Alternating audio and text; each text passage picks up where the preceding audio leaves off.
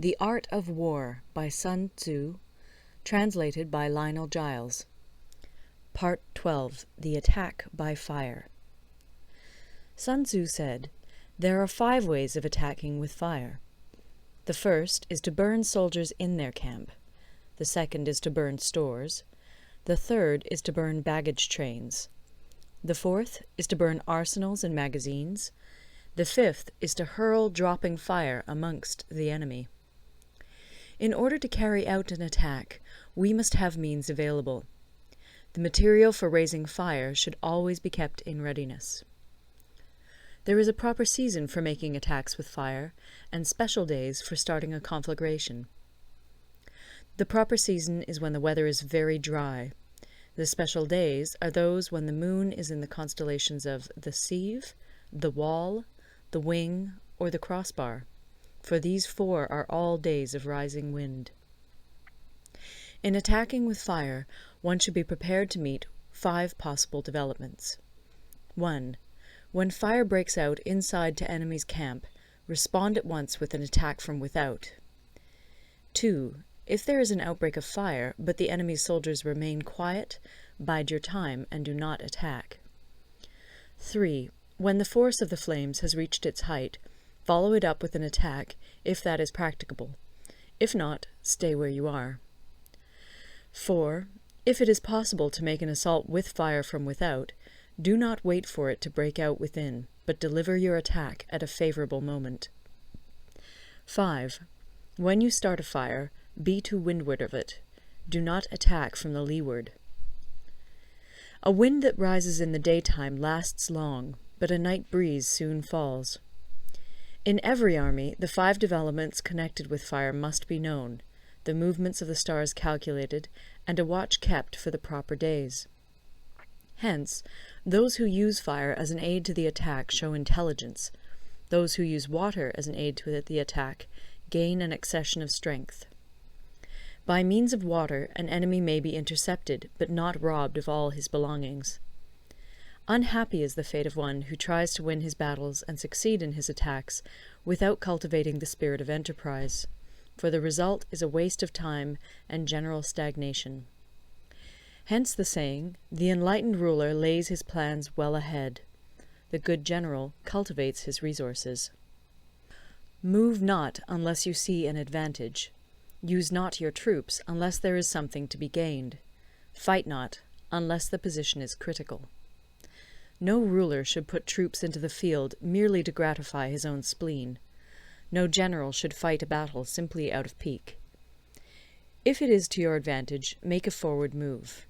If not, stay where you are. Anger may in time change to gladness. Vexation may be succeeded by content.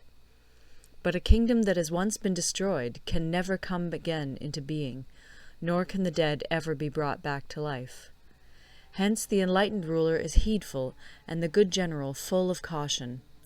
This is the way to keep a country at peace and an army intact. End of Part 12. Part 13. The Use of Spies.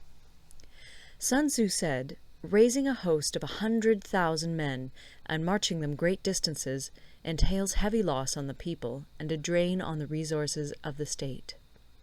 The daily expenditure will amount to 1,000 ounces of silver. There will be commotion at home and abroad, and men will drop down exhausted on the highways. As many as 700,000 families will be impeded in their labor. Hostile armies may feast each other for years, striving for the victory which is decided in a single day. This being so, to remain in ignorance of the enemy's condition simply because one grudges the outlay of 100 ounces of silver in honors and emoluments is the height of inhumanity. One who acts thus is no leader of men, no present help to his sovereign, no master of victory.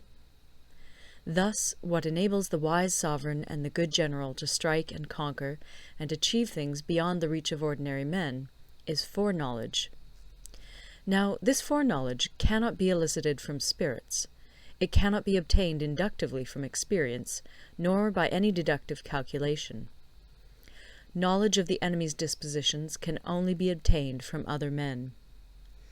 Hence the use of spies, of whom there are 5 classes. 1. Local spies. 2. Inward spies. 3. Converted spies. 4. Doomed spies. 5. Surviving spies. When these 5 kinds of spy are all at work, none can discover the secret system. This is called divine manipulation of the threads. It is the sovereign's most precious faculty. Having local spies means employing the services of the inhabitants of a district. Having inward spies, making use of officials of the enemy. Having converted spies, getting hold of the enemy's spies and using them for our own purposes. Having doomed spies, doing certain things openly for purposes of deception, and allowing our spies to know of them and report them to the enemy. Surviving spies, finally, are those who bring back news from the enemy's camp. Hence it is that none in the whole army are more intimate relations to be maintained than with spies. None should be more liberally rewarded. In no other business should greater secrecy be preserved. Spies cannot be usefully employed without a certain intuitive sagacity. They cannot be properly managed without benevolence and straightforwardness. Without subtle ingenuity of mind, one cannot make certain of the truth of their reports. Be subtle, and use your spies for every kind of business. If a secret piece of news is divulged by a spy before the time is ripe, he must be put to death together with the man to whom the secret was told.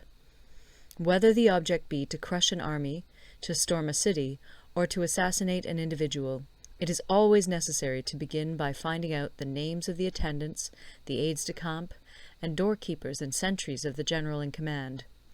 Our spies must be commissioned to ascertain these. The enemy's spies, who have come to spy on us, must be sought out, tempted with bribes, led away, and comfortably housed. Thus they will become converted spies and available for our service. It is through the information brought by the converted spy that we are able to acquire and employ local and inward spies. It is owing to this information again that we can cause the doomed spy to carry false tidings to the enemy. Lastly, it is by this information that the surviving spy can be used on appointed occasions. The end and aim of spying in all its 5 varieties is knowledge of the enemy, and this knowledge can only be derived in the first instance from the converted spy. Hence it is essential that the converted spy be treated with the utmost liberality. Of old, the rise of the Yin dynasty was due to Yi Qi, who had served under the Xia.